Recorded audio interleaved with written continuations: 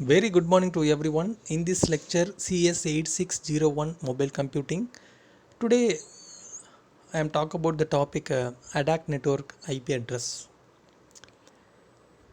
In this outline of this presentation, the introduction and advantages and the applications, cellular viewers, ADAC network, and technical challenges and issues, and ADAC wireless media access protocols and the routing protocols, and also it provide quality of service in ADAC network. Now we can move to the introduction. It is defined as the collection of node. So ADAC network is one of the uninfrastructure network. It is a multi-hop wireless network. Another name of multi-hop wireless network. In multi-hop wireless network, it is defined as the collection of node that communicate with each other wirelessly by using the radio signals with a SAD common channels. So we can see the picture. The different node in the different shortest path to find out the infrastructure with the path or chain or route. The host is switched to switching unit to server in each individual node in different path. There is several name of multi-hop wireless network. It would be called a packet radio or ADAC network or mobile network. This is another name. It is a MHW, that is a multi-hop wireless networks. So it is another name of ADAC network. The node here would name the stations or radio transmitter or receiver. So the multi-hop wireless network, there are different classifications. So number one, ADAC network. Number two, mesh network. Number three, wireless sensor network. Now in this session, we can discuss only for the ADAC network. So it is a ADAC network is a type of multi-hop wireless network. The node in the network are mobile in general. The wireless host in such network communicate with each other without existing a fixed infrastructure and without a central control. Now the mobile ADAC network can be connected to the other fixed network or to the internet. So the most of the ADAC network are used to allocate the frequency for industrial, scientific and medical. Now what are the advantages and applications? The ADAC networks have several advantages over the traditional networks. It is a high speed and more flexibility, and it is a better mobility, and turn up and turn down is very short time. It is a more economical and robust network because of non-hierarchical distributed control and management mechanisms. And also there are the lot of applications of ADAC network, like a group of people with a laptop and they want to exchange the files and data without having an access point. Okay, so this is similar for opposite of cellular communication network. So there is no access point, there is no control station. So this application they are using the exchange information without the mobile switching center or mobile control station. So we are using the military applications. We are mostly usually in military application, that is a battlefield where there is no network infrastructure. We can see the structure. And also what is the differentiation between the ADAC and cellular networks? So the first is network is a cellular network is an infrastructure. So this is a infrastructure less network, and the cellular network is a fixed and pre-located cell site and base station, and also the static and backbone network topologies, and it is relatively carrying environment and stability connectivity and detailed planning before base station can be installed, high setup cost and large setup time.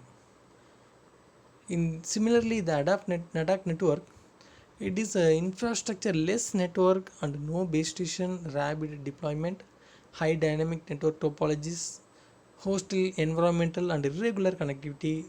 It automatically informs and adapts to change the network and cost effective and less setup time. Now, what are the technical challenges and uses in ADAC network? There is a limited wireless range and hidden terminal problems, packet losses, route changes sometimes, device heterogeneities, and the battery power constraint. Now, the technical issues in main challenges of ADAC network is energy conversion. We can see the structure. Energy conservation. The node in the ADAC network are equipped with limited batteries. The unstructured and or time varying network topologies because of the node mobility that makes the network topology usually unstructured and make the optimizing the process a difficult task. And also the major challenges and issues in the scalability. In some cases there will be a high number of node, and the issues in third category, low quality communication. In general, wireless network are less reliable than the wired network. In addition to that, the quality of network can be affected by the environmental factor. And the reuse constrained computation, there is the resource in ADAC networks such as energy and network bandwidth are available in the limited amounts.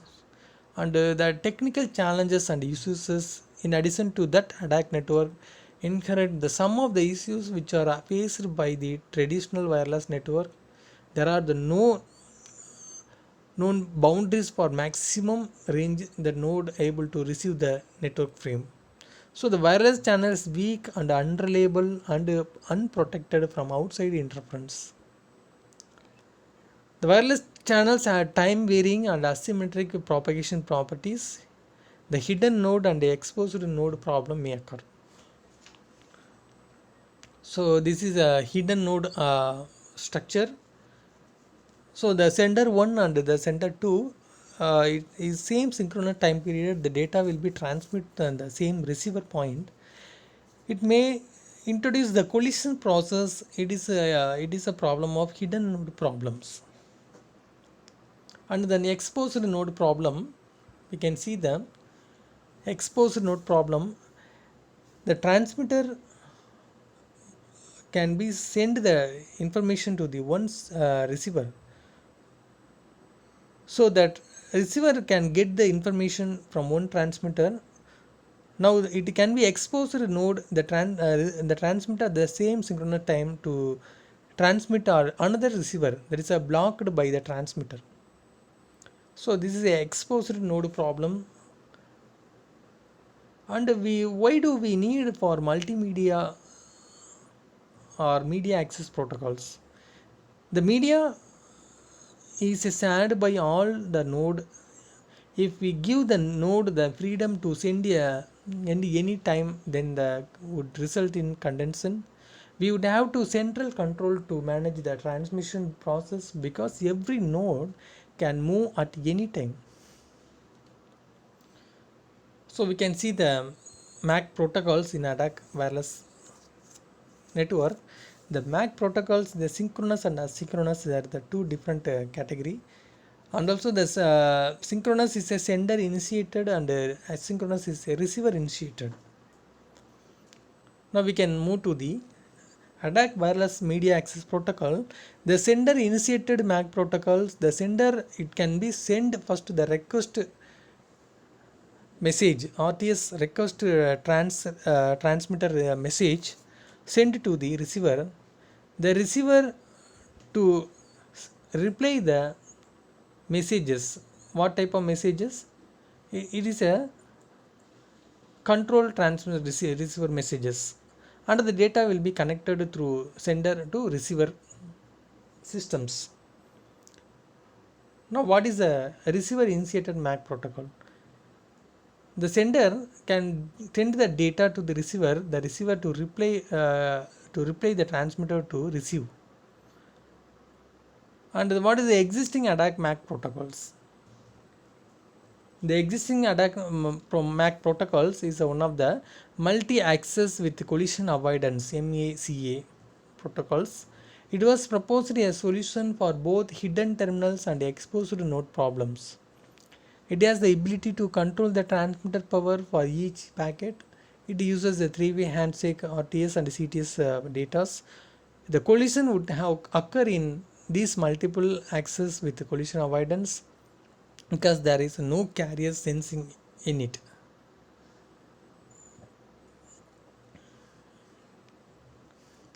And the second one is the ADAC wireless media access protocol is it considered as a receiver to initiated the MAC protocols.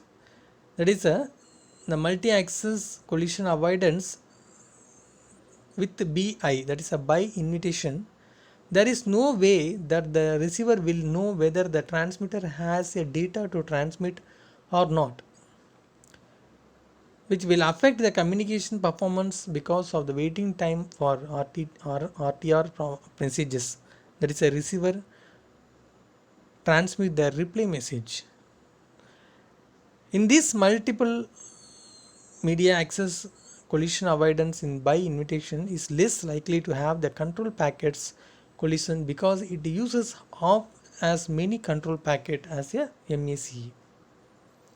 Now another MAC protocol in ADAC network is a power aware multi-access protocol with signaling PAMAS.